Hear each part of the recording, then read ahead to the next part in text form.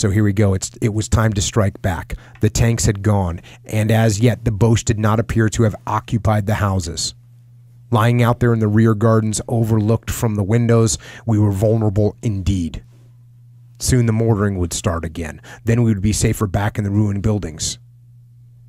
As John Simmons listened to the instructions, the young captain's manner was as relaxed as ever.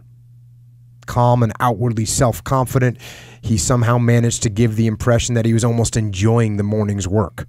Possibly he was making that a point, subconsciously perhaps, that a gunner could always take charge of 30 infantrymen.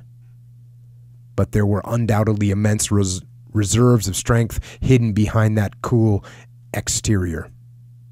As he lay behind the bed of half-dead pea plants, scanning the houses for any sign of German occupants, there was no trace of disquiet in his voice as he discussed his orders to counterattack and clear the street of the enemy. 15 minutes after John had gone, I was still in the same place in the vegetable patch, watching the second hand of my watch creep towards the top of the dial. Then Gray's weapon opened up on the right, firing back into the rooms of the houses, more in the hope of distracting the enemy than providing covering fire. The danger to John's men lay on the other side, the front of the houses. Now John's 3 Bren guns were firing as well on the left. The assault party would soon be moving into the street. It came. The sustained rattle of a Spandau gun. First one, then a second. After that, there was silence, except for 1 or 2 rifle shots. I waited, lying in the vegetable patch, almost distraught with worry. Something was badly wrong. Nothing could be seen from here, but I had to resist the temptation of going to find out for myself what had happened. I must avoid getting involved in the skirmish. Then Corporal Day, now John's second in command, was running through the flower beds toward me. Day's face said everything, even before he started to speak. The attack had failed. It had failed the moment John had been killed.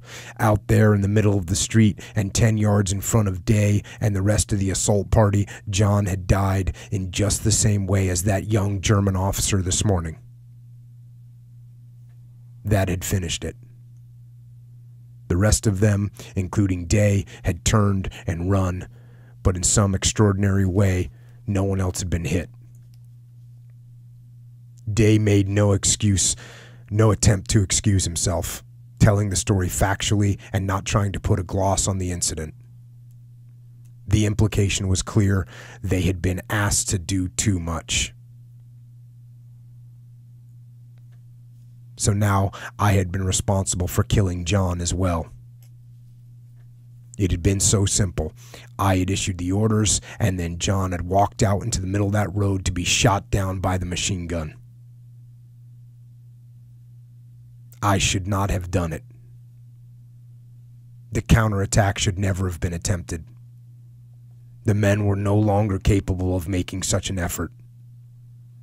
They could still hang on to their positions, fighting from behind cover, but after 6 days of continuous battle, they lacked the will to get to their feet and go for the enemy.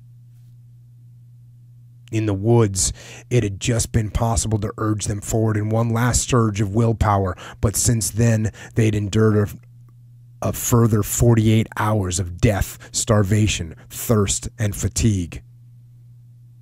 And in the woods, it was men from my own company. Today, it had been different. Today, a mixture of men, survivors of 4 different companies, had been left to follow a gunner officer whom they hardly knew. There was a limit to what soldiers could be asked to do, and I had gone beyond those limits. And so, John Simmons had died.